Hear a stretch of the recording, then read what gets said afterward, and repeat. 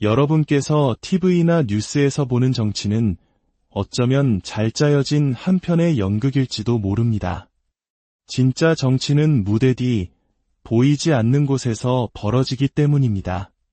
그곳에서는 도덕이란 편리한 가면일 뿐이며 공포야말로 가장 강력한 무기가 됩니다. 지금으로부터 500여 년 전 니콜로 마키아벨리는 권력의 본질을 꿰뚫는 충격적인 진실을 책으로 썼습니다. 오늘날까지도 전 세계의 지도자들이 몰래 읽고 공부하지만 결코 대중에게는 그 내용을 솔직하게 이야기하지 않는 책, 바로 군주론입니다.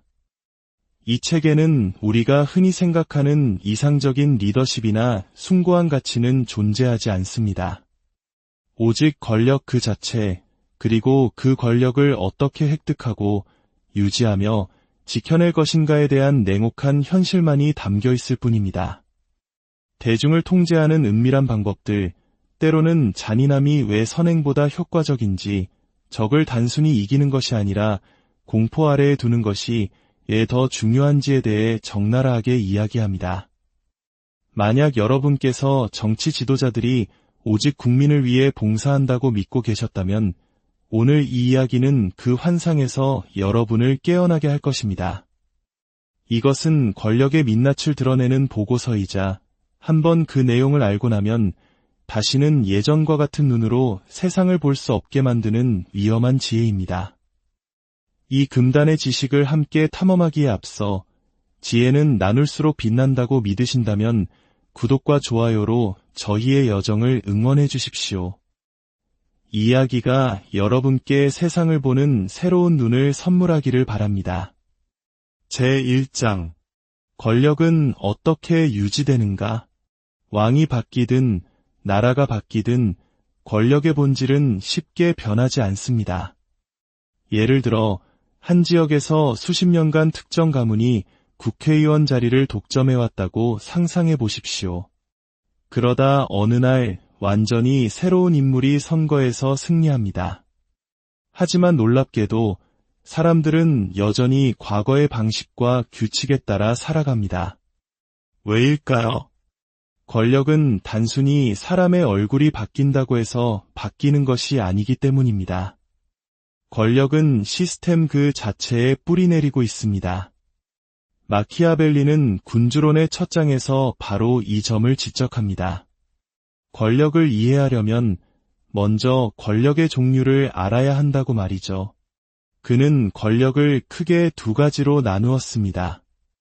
첫째는 세습 군주국으로 마치 조선시대 왕의 아들이 왕위를 물려받는 것처럼 대대로 이어져 온 권력입니다.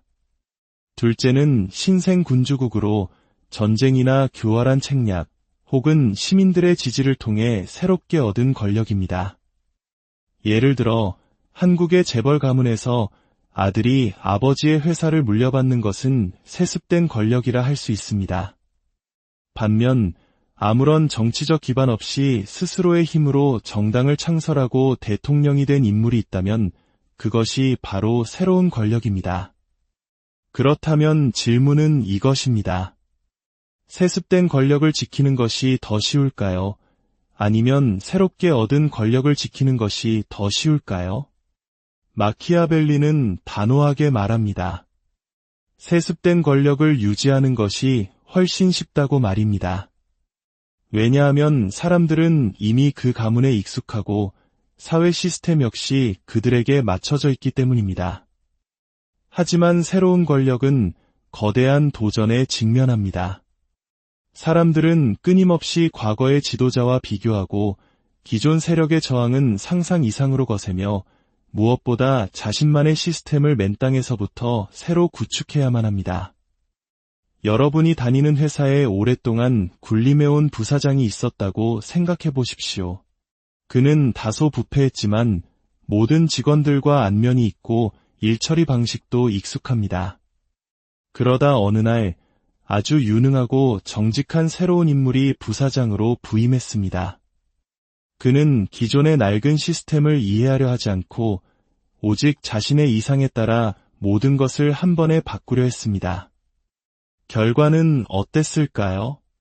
직원들의 거센 반발에 부딪혔고 뒤에서는 그를 비난하는 소리가 끊이지 않았으며 사람들은 차라리 옛 부사장이 더 나았다고 말하기 시작했습니다.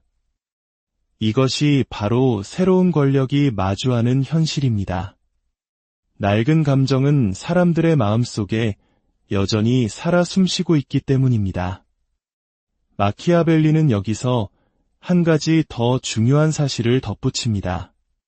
새로운 권력을 창출한 사람들, 즉 개혁가들이 사실 가장 큰 위험에 처해 있다는 것입니다. 왜냐하면 기존 세력은 그들을 증오하고 새로운 지지자들은 그를 완전히 신뢰하기까지 시간이 걸리기 때문입니다. 새로운 정부가 들어서자마자 급진적인 법안들을 통과시키려 할 때를 생각해 보십시오. 언론, 국민, 그리고 야당은 모두 한마음으로 그를 공격합니다. 왜일까요? 변화가 아무리 좋은 것이라 할지라도 사람들은 본능적으로 변화를 두려워하기 때문입니다. 따라서 마키아벨리의 첫 번째 핵심 메시지는 이것입니다. 만약 당신이 권력을 원한다면 그 권력이 새로운 것인지 오래된 것인지를 먼저 파악하라. 새로운 권력이라면 변화는 서서히 가져와야 하며 사람들의 오랜 감정과 관습을 절대로 무시해서는 안 된다.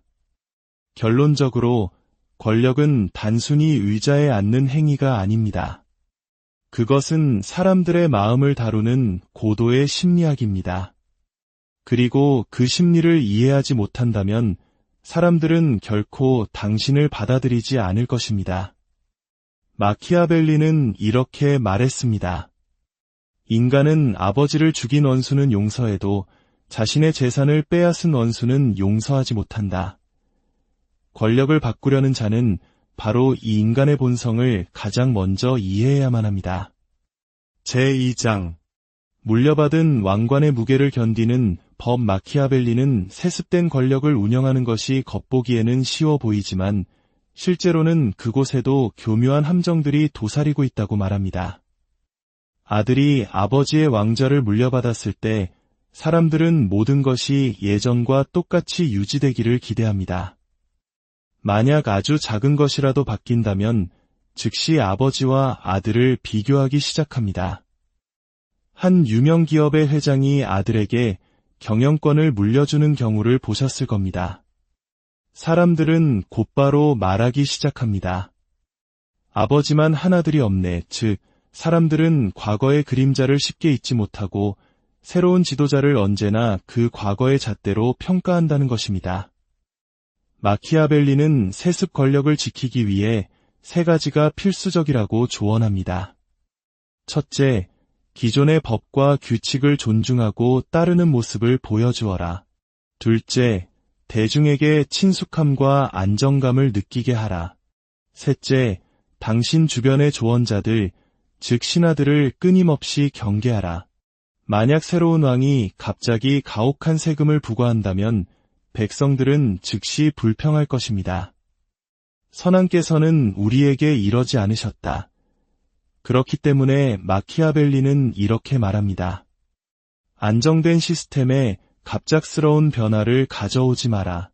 대신 당신이 모든 것을 통치하고 있을 때조차도 사람들이 스스로 상황을 통제하고 있다고 믿게 만들어라. 제3장 새로운 권력, 가장 위험한 배신자는 동지다. 이제 마키아벨리는 전쟁이나 책략, 혹은 대중의 지지를 통해 새롭게 획득한 권력에 대해 이야기합니다. 새로운 권력은 겉보기에는 아주 흥미진진해 보이지만 진짜 위험은 바로 그곳에서 시작됩니다. 마키아벨리는 말합니다. 당신이 권좌에 오르도록 도운 사람들이 당신이 그 자리에 머물도록 도와줄 것이라고는 결코 생각하지 마라. 당신이 동지들과 함께 새로운 정당을 만들어 선거에서 승리했다고 상상해 보십시오. 오랜 친구들이 당신 곁을 지켰습니다. 하지만 당신이 권력을 잡자마자 바로 그 친구들이 모든 결정에 사사건건 간섭하기 시작합니다. 마키아벨리는 말합니다. 오랜 친구가 새로운 위협이 될 수 있다. 왜냐하면 그들은 당신의 성공에 자신들의 지분이 있다고 생각하기 때문이다. 그렇다면 어떻게 해야 할까요? 권력을 잡는 즉시 가장 먼저 시스템을 강화해야 합니다. 당신의 주변을 단순히 오랜 친구가 아닌 능력 있고 충성스러운 새로운 인물들로 채우십시오. 그리고 대중에게는 이제 이 사람은 누구의 도움도 없이 스스로 결정을 내리는 강력한 지도자라는 이미지를 구축해야 합니다. 새로운 권력은 대중이 당신이 시스템을 완전히 장악했다고 믿을 때 비로소 안정될 수 있습니다. 제4장 권력의 진짜 비밀 공포와 환상 마키아벨리는 이 장에서 매우 대담한 주장을 펼칩니다. 만약 당신이 권력을 유지하고 싶다면 사랑으로 통치할 것인지 아니면 공포로 통치할 것인지를 반드시 선택해야 한다고 말입니다. 그리고 그는 이렇게 결론 내립니다. 만약 둘 다 가질 수 없다면 두려움을 택하라. 예를 들어 어떤 리더가 매우 친절하고 상냥하지만 일처리가 흐지부지하다고 생각해 봅시다. 사람들은 곧 그를 가볍게 여기기 시작할 것입니다. 하지만 다른 리더가 조금은 엄격하더라도 원칙을 철저히 지키고 누구에게나 이 사람에게는 함부로 덤비면 안 된다는 인상을 준다면 그는 훨씬 더 오랫동안 그 자리를 지킬 수 있을 것입니다. 마키아벨리는 말합니다. 사랑은 배신당하기 쉽지만 공포는 오래 지속된다. 하지만 그는 중요한 단서를 덧붙입니다. 그 공포는 증오가 아닌 존경심을 만들어내는 공포여야 한다는 것입니다. 경찰에 대한 두려움이 우리를 안전하게 느끼게 한다면 그것은 좋은 공포입니다. 하지만 만약 경찰이 시민을 약탈하기 시작한다면 사람들은 반란을 일으킬 것입니다.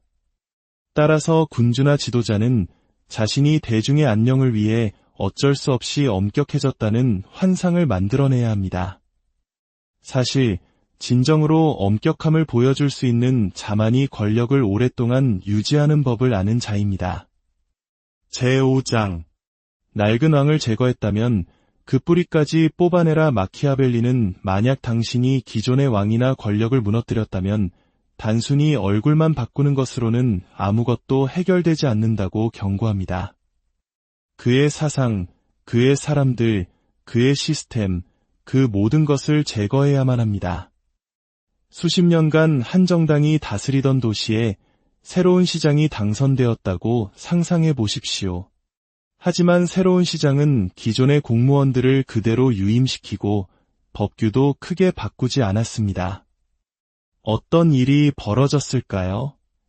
얼마 지나지 않아 바로 그 낡은 세력들이 서서히 새로운 정부를 내부에서부터 약화시키기 시작했습니다. 마키아벨리는 말합니다. 왕국을 점령하고서 그 영혼을 살려둘 수는 없다. 즉, 이전 왕에게 충성했던 자들을 제거하고 그가 만든 상징과 시스템을 점진적으로 무너뜨려야 합니다. 그리고 대중에게는 이제 완전히 새로운 시대가 도래했음을 느끼게 해야 합니다. 만약 그렇게 하지 않는다면 반란은 그저 시간 문제일 뿐입니다. 제6장 진정한 군주는 스스로 운명을 개척한다. 이 장에서 마키아디벨리는 물려받은 것 하나 없이 오직 자신의 능력만으로 권력을 쟁취한 군주들에 대해 이야기합니다. 그는 말합니다. 위대한 지도자는 스스로 운을 창조한다. 예를 들어 고려의 무장이었던 이성계는 왕가의 혈통이 아니었습니다. 하지만 그는 뛰어난 군사적 능력과 정치적 감각으로 새로운 왕조, 조선을 건국했습니다. 마키아벨리는 이런 지도자들을 칭송하면서도 동시에 경고합니다. 능력 있는 사람들의 가장 큰 싸움은 바로 기존 시스템과의 싸움이라고 말입니다. 왜냐하면 낡은 시스템은 새로운 변화를 즉각적으로 받아들이지 않기 때문입니다. 따라서 마키아벨리는 조언합니다. 권력을 잡은 초기에는 매우 엄격한 모습을 보여라. 적들이 재정비할 시간을 주지 마라. 그리고 대중에게는 이 지도자는 무언가 다르다는 것을 확실히 보여줄 수 있는 성과를 최대한 빨리 내놓아라. 스스로 권력을 쟁취한 자가 초기에 강력한 모습을 보이지 않는다면 대중은 결코 그를 진지하게 여기지 않을 것입니다. 제7장 운 좋게 얻은 권력은 얼마나 갈까? 이제 마키아벨리는 다른 사람의 도움이나 순전히 운으로 권력을 얻은 지도자들에 대해 이야기합니다. 예를 들어 중앙당의 강력한 지원으로 갑자기 장관이 된 정치인이나 아버지가 이룩한 왕국을 손쉽게 물려받은 왕자 같은 경우입니다. 마키아벨리는 말합니다. 자신의 노력으로 권력을 얻지 못한 자는 그 권력을 이해하지 못하고 곧 잃게 된다. 이런 지도자들은 보통 다음과 같은 문제점을 보입니다. 결정을 내릴 때 주저하고 다른 사람에게 지나치게 의존하며 대중으로부터 존경을 받지 못합니다. 따라서 마키아벨리는 말합니다. 만약 운 좋게 권력을 얻었다 하더라도 최대한 빨리 자신만의 팀을 만들고 군기를 확립하며 대중에게 비치는 이미지를 철저히 통제하라. 그렇지 않으면 당신의 권력은 그저 다른 사람의 그림자 속에서 사라져 버릴 것이다. 제8장 잔인함은 언제 정당화되는가? 이제 마키아벨리는 가장 위험한 주제인 잔인함에 대해 이야기합니다. 그는 권력을 유지하기 위해서는 때때로 잔인한 결정을 내리는 것이 필수적이라고 말합니다. 하지만 여기에는 두 가지 조건이 붙습니다. 첫째, 잔인함은 단 한 번에 강력하게 이루어져야 한다. 계속해서 반복되어서는 안 된다. 둘째, 그 잔인함은 결국 대중에게 이익이 된다는 환상 속에서 이루어져야 한다. 예를 들어 새로 부임한 대통령이 부패한 고위 공직자들을 단 한 번에 대대적으로 숙청하고 강력한 개혁을 단행한다면 국민들은 나라를 바로 세우고 있다며 지지할 것입니다. 하지만 만약 매주 새로운 사람을 잡아들이고 사회에 충격을 준다면 국민들의 두려움은 곧 증오로 바뀌게 될 것입니다. 마키아벨리는 말합니다. 단 한 번 잔인해져라. 그리고 사람들이 상처를 치유할 시간을 주어라. 오랜 시간에 걸쳐 1000번의 상처를 주지 마라. 이 장의 가장 씁쓸한 진실은 이것입니다. 좋은 군주란 필요하다면 나쁜 일도 할 수 있는 사람이다. 단, 대중이 그것을 올바른 일이라고 믿게 만드는 방식으로 말이다. 제9장 시민의 지지로 군주가 되었다면 이번에는 귀족이나 군대의 힘이 아닌 평범한 시민들의 지지로 권력을 잡은 지도자에 대해 이야기합니다. 마치 학급 학생들의 인기를 얻어 반장이 된 경우와 같습니다. 만약 그 반장이 당선되자마자 거만해지거나 친구들을 무시하기 시작한다면 바로 그를 뽑아주었던 학생들이 그를 끌어내리려 할 것입니다. 마키아벨리는 말합니다. 시민들의 지지로 권좌에 오른 군주는 결코 그들의 신뢰를 잃어서는 안 된다.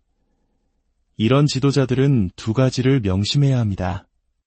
첫째, 대중에게 당신이 여전히 그들과 같은 사람이라는 인상을 주어야 합니다. 둘째, 동시에 그들이 당신을 약간은 두려워하게 만들어야 당신의 말이 권위를 가질 수 있습니다. 너무 친근하게 다가가면 사람들은 당신을 얕잡아 볼 것이고 너무 거리를 두면 사람들은 당신에게서 마음이 떠나갈 것입니다. 이 미묘한 균형 감각이야말로 권력을 지키는 열쇠입니다. 제10장 가장 강력한 요새는 성벽이 아니다. 마키아벨리는 매우 흥미로운 비유를 합니다. 많은 군주들이 자신을 지키기 위해 거대한 성을 쌓지만 진정한 안전은 높은 성벽이 아니라 국민들의 신뢰에서 나온다고 말입니다. 항상 수많은 경호원들에게 둘러싸여 다니면서 정작 지역 주민들과는 단 한 번도 만나지 않는 정치인을 상상해 보십시오. 반면 때로는 홀로 거리를 걸으며 사람들의 이야기에 귀 기울이는 정치인도 있습니다. 둘 중 누가 더 국민의 신뢰를 얻겠습니까? 마키아케이벨리는 말합니다. 성 안의 사람들이 당신이 사라지기를 원한다면 요새는 아무 쓸모가 없다. 그렇다면 어떻게 해야 할까요? 국민 자체를 당신의 가장 강력한 방어 수단으로 삼아야 합니다. 그들의 필요를 최우선으로 생각하고 사람들이 당신을 몰아내고 싶지 않게 만드는 깊은 신뢰를 구축하십시오. 권력은 성벽으로 지키는 것이 아니라 관계로 지키는 것입니다. 제11장 종교, 가장 오래된 권력의 도구이제 마키아벨리는 권력을 위해 종교가 어떻게 이용되는지에 대한 위험한 진실을 폭로합니다. 그는 말합니다. 군주는 스스로 신이 되지는 않는다. 하지만 자신이 신의 뜻에 따라 움직이고 있다는 착각을 사람들에게 심어준다. 수많은 정치인들이 선거철만 되면 사찰이나 교회를 방문하는 모습을 보십시오. 이는 대중에게 자신이 신성한 가치와 연결된 사람이라는 인상을 주기 위함입니다. 마키아벨리는 종교가 권력에 정당성을 부여한다고 말합니다. 만약 사람들이 어떤 규칙이 신에게서 왔다고 믿게 되면 감히 그 규칙에 의문을 제기하지 못하기 때문입니다. 따라서 권력을 잡은 후에는 종교적인 언어를 사용하고 도덕적인 연설을 하십시오. 하지만 필요할 때는 스스로의 규칙을 만드십시오. 왜냐하면 대중은 보이지 않는 신을 보는 것이 아니라 눈앞의 군주를 보기 때문입니다. 그리고 그들은 군주에게서 신의 권위를 발견하려 할 것입니다. 제12장 군대는 누구의 것이어야 하는가? 마키아벨리는 군주가 반드시 자기 자신의 군대를 가져야 한다고 강조합니다. 다른 나라의 용병이나 동맹군에 의존해서는 절대 안 된다는 것입니다. 당신이 한 마을을 지켜야 한다고 상상해 보십시오. 만약 외부에서 돈으로 고용한 깡패들을 부른다면 그들은 돈을 받을 때만 당신의 말을 들을 것입니다. 하지만 만약 당신이 마을 청년들을 직접 훈련시켜 방위대를 만든다면 그들은 진심으로 마을과 당신을 지키기 위해 싸울 것입니다. 마키아벨리는 말합니다. 고용된 군인은 돈을 위해 싸우지만 진정한 군인은 신념을 위해 싸운다. 군주는 자신만의 군대, 자신만의 충성심, 그리고 자신을 따르는 사람들의 힘을 가져야 합니다. 외부의 힘은 언제든 당신을 배신할 수 있기 때문입니다. 권력의 진정한 방패는 언제나 내부의 사람들로부터 나옵니다. 제13장 남의 힘에 의존하는 자의 비참한 최후 마키아벨리는 다시 한번 경고합니다. 결코 다른 사람의 군대, 자원 혹은 신뢰에 기대어 권력을 운영하지 말라고 말입니다. 어떤 신인 정치인이 선거에서 이기기 위해 거대 정당의 지원을 받았다고 상상해 보십시오. 처음에는 그가 매우 강력해 보입니다. 하지만 그 거대 정당이 지원을 철회하는 순간 그의 정부는 모래성처럼 무너져 내립니다. 마키아벨리는 말합니다. 빌린 힘은 빌린 옷과 같다. 결코 당신 몸에 완벽하게 맞지 않을 것이다. 당신은 반드시 스스로의 힘을 길러야 합니다. 당신의 사람들과 연결되고 당신만의 조직을 구축하며 다른 사람의 힘은 당신이 스스로 충분히 강해질 때까지만 잠시 이용하는 도구로 생각하십시오. 진정한 군주는 보이는 모습이 전부가 아닙니다.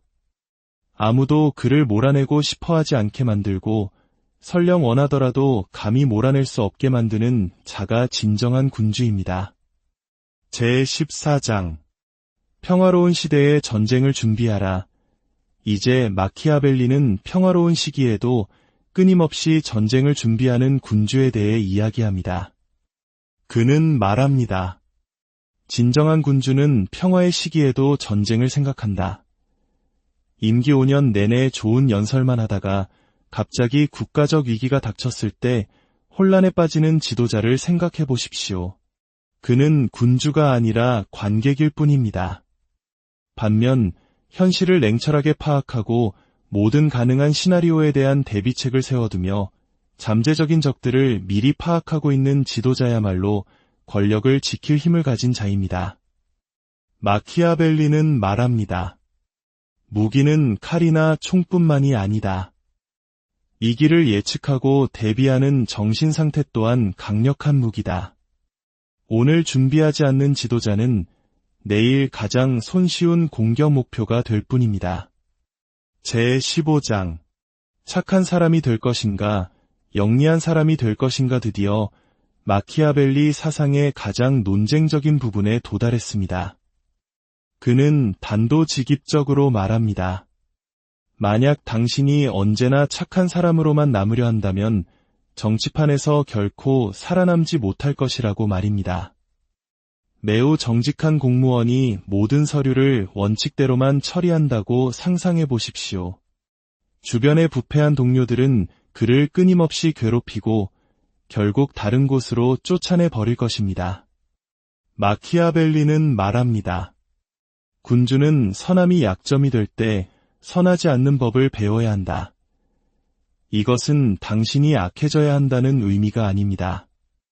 선함 자체를 하나의 전략으로 사용해야 한다는 뜻입니다. 때로는 거짓말을 해야 하고 진실을 숨겨야 하며 적을 그들의 방식대로 물리쳐야 할 때도 있습니다. 정치에서의 생존은 단순히 정직함만으로 이루어지는 것이 아닙니다. 타이밍, 통제력, 그리고 대중에게 비치는 이미지를 관리하는 능력으로 결정됩니다. 제16장 관대함이라는 이름의 함정. 마키아벨리는 모든 지도자들이 가장 보여주고 싶어하는 미덕, 바로 관대함에 대해 이야기합니다.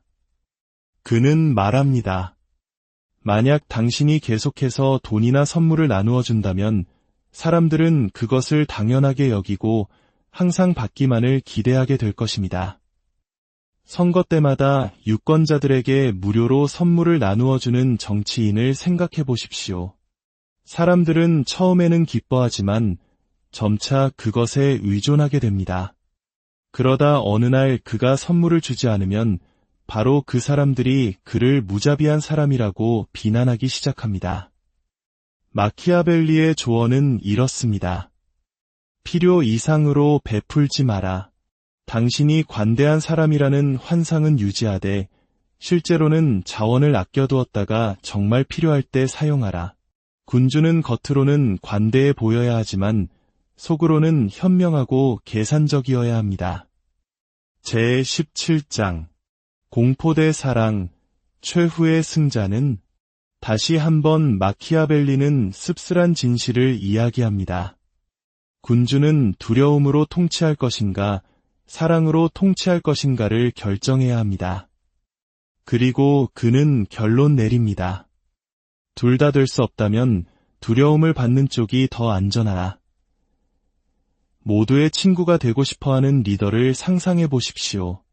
그는 모든 사람의 실수를 용서하고 모두를 행복하게 만들려고 노력합니다. 얼마 지나지 않아 사람들은 그의 말을 더 이상 듣지 않게 됩니다.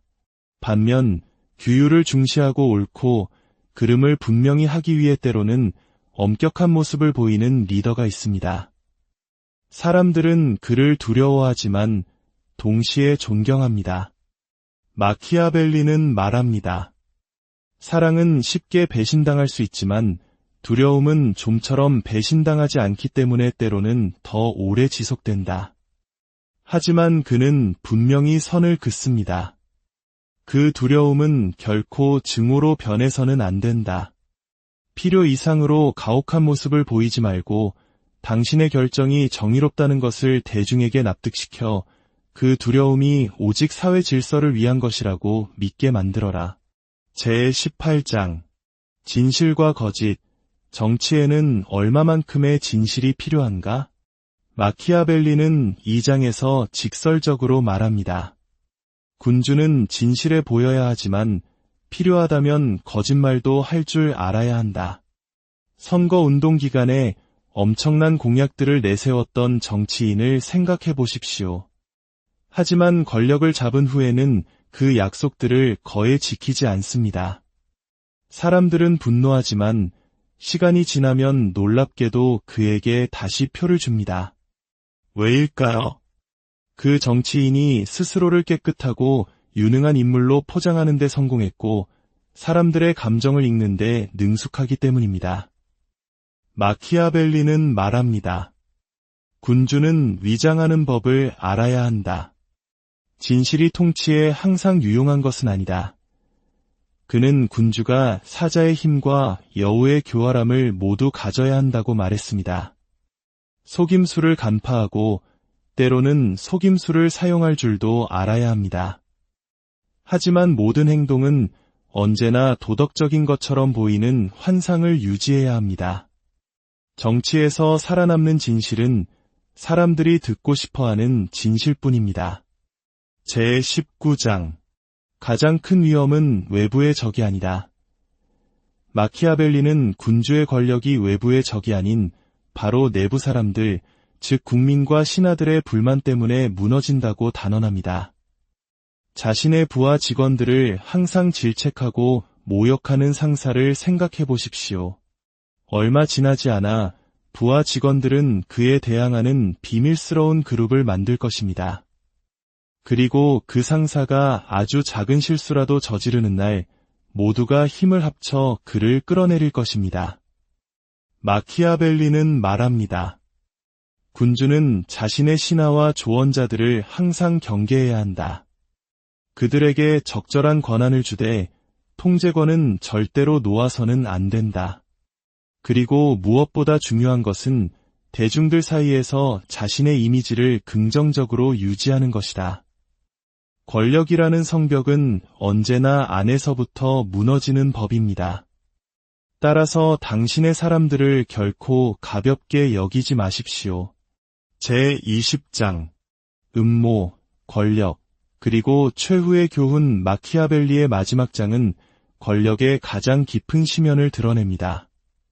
정치는 음모로 가득 차 있으며 군주는 그 게임을 할 줄 알아야 합니다. 새로운 리더가 등장했을 때 어떤 사람들은 그를 칭송하고 어떤 사람들은 공개적으로 반대합니다. 하지만 가장 위험한 자들은 침묵을 지키며 물밑에서 조용히 계략을 꾸미는 자들입니다. 마키아벨리는 말합니다. 음모는 권력이 약해 보일 때 싹트는 법이다. 따라서 대중에게는 모든 것이 당신의 통제하에 있다는 환상을 심어주어라. 내부의 적들을 제때 파악하여 고립시키고 대중이 항상 당신의 편에 서도록 만드는 신뢰를 끊임없이 제공하라. 군주가 권력의 환상을 완벽하게 유지할 수만 있다면 진짜 권력은 언제나 그의 손에 머물게 될 것입니다. 결론. 책에서는 가르쳐주지 않는 권력의 진실, 마키아벨리의 군주론은 이상적인 세상을 이야기하는 도덕 교과서가 아닙니다. 이것은 지독하게 현실적이고 때로는 씁쓸하지만 너무나도 정확한 정치의 맨 얼굴입니다. 이곳에는 정의로운 왕국도 아름다운 도덕적 서사도 없습니다. 오직 교활함, 통제력, 공포, 그리고 필요한 만큼의 진실만을 말하는 지혜가 있을 뿐입니다. 만약 당신이 권력이란 오직 봉사라고만 생각했다면 이 책은 당신에게 가르쳐 줄 것입니다. 권력은 봉사일 수도 있습니다. 하지만 그 이전에 권력은 철저한 전략입니다. 마키아벨리의 군주론은 우리에게 악해지라고 말하는 것이 아닙니다. 다만 권력의 속성을 제대로 이해하여 순진하게 속지 않는 현명한 관찰자가 되라고 말하고 있을 뿐입니다. 500년 전에 쓰인 이 냉혹한 지혜가 오늘날 우리가 살아가는 세상의 정치, 경제, 그리고 인간관계를 얼마나 정확하게 꿰뚫어 보고 있는지